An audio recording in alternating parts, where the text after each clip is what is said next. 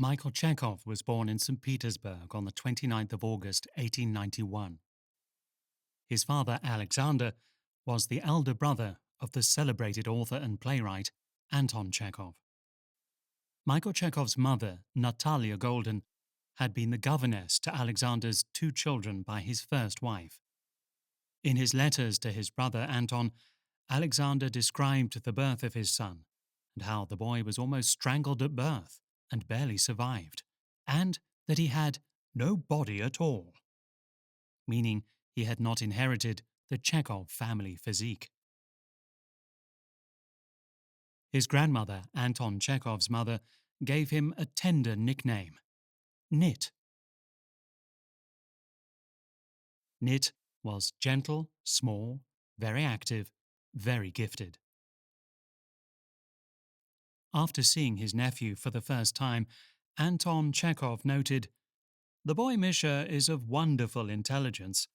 He is 3.5, with nervousness shining in his eyes, likely to be a talented person." Michael Chekhov was 36 years old when he left Russia in 1928, never to return. On the eve of his emigration, his autobiography, The Path of the Actor, was published in St. Petersburg, or Leningrad as it was known then.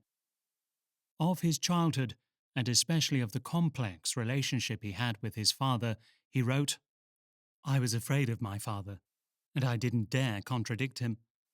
He never hit me, but it was not this that scared me about him.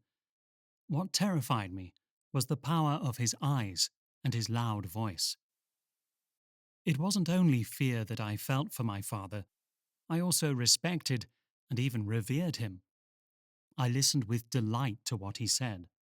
He was thoroughly at home not only with questions of philosophy, but also with medicine, natural history, physics, chemistry, mathematics.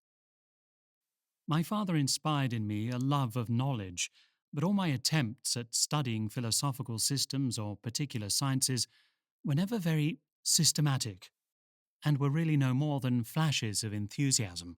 I suffered, and still suffer greatly from an inability to work systematically. Almost all my knowledge has been acquired quickly and passionately, but also superficially.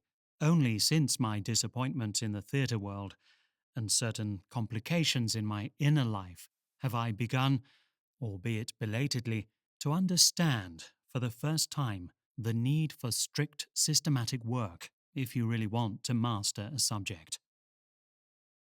My father was too much of an eccentric, and this prevented him from using his knowledge and great energy for life in some definite direction or other. He was biologically incapable of putting up with anything ordinary, habitual, or conventional. So, for example, he couldn't have just one pocket watch like everyone else, he had 14 or 15 of them. The clock on his wall was awful. He'd made it himself, from corks, twigs, moss, and similar things, with bottles full of water instead of weights. My torment stemmed from the fact that I was drawn into almost all my father's new inventions. Michael Chekhov's father was a moderately successful writer. He was also an historian and wrote a history of firefighting in Russia. He was a volunteer firefighter and installed a special telephone above his bed that was connected to the fire station. Michael Chekhov also wrote of his father's gift for drawing. As I sat with my father sometimes for whole nights, I not only listened to what he said, but I also watched him draw cartoons. I was amazed by his ability not only to create in a few strokes a resemblance to the original, but also to capture the person's inner character. For the rest of my life, I retained a love of cartoons, and I think that this played a not insubstantial part in my development as an actor. I had always had a well-developed sense of the ridiculous, a quality which I'm pleased to say has still not died. Humour provides the kind of knowledge that is necessary for art, and it brings a lightness into creative work, and when humour is directed towards oneself, it saves one from excessive self-love and ambition. One learns to value things in and outside oneself for their true worth. The power of humour lies in the fact that it also lifts a person above what he finds funny. and what is ridiculed becomes understood in an objective way so that it can easily be presented on the stage. An actor, and indeed an artist of any kind, who can only look at himself and at life seriously will hardly be able to be a good, or at any rate, an interesting artist. My father suffered from heavy bouts of drinking, which exhausted him physically and morally. His disappearances were a tormenting struggle for him against these oncoming attacks. His colossal willpower held back the onset of the illness for a long time, but it always overcame him. One of the consequences of being with my father in the periods of his illness was that I too started drinking. Whenever my father's illness seized hold of him, my inner life would take on a rather different character. On the one hand, I suffered both for my father and my mother, and on the other hand, I rejoiced at the attention which my father showed me during his illness. He told me many remarkable things, and whatever he said would become irresistibly fascinating. He knew how to write and speak simply, powerfully, colourfully, and when necessary, wittily. Anton Chekhov said of him, "Alexander is far more able than I, but he will never do anything with his talents. His illness will ruin him."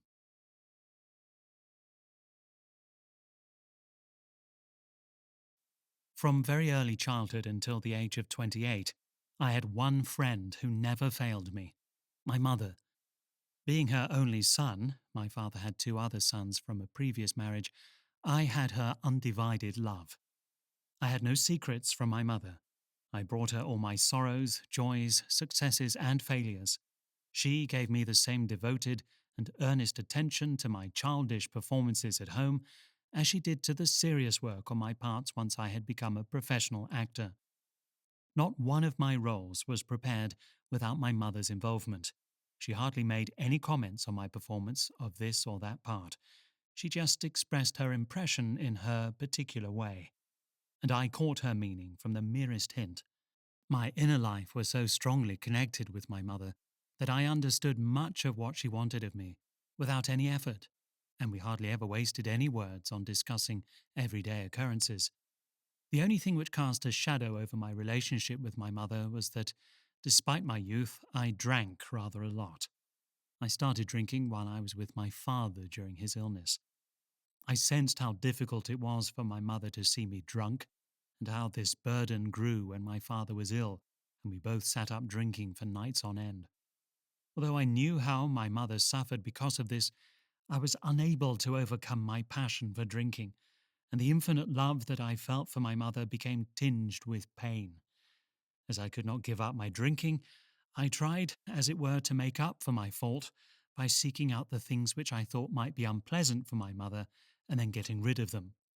When I couldn't find any such things, I began to invent them without realizing that that was what I was doing. I devised dozens of varied scenarios, which I had to act upon in order to protect my mother from these dangers. The sense of fear grew and became my predominant mood. This dread was applied not only to my mother.